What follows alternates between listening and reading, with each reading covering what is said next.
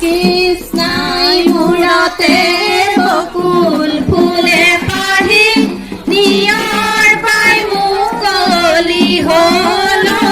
গোবিন্দাই ৰাম কৰে পগলাই কিলালে জানে ঘৰলে গুচিয়ে গোবিন্দাই ৰাম কৃষ্ণাই মূৰতে বকুল ফুলে পাহি নিয়ৰ পাই মুকলি হল গোবিন্দাই ৰাম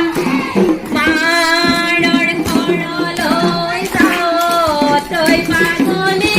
বাটত খাবে দিয়ে ধৰি মই গোবিন্দাই ৰাম কৃষ্ণ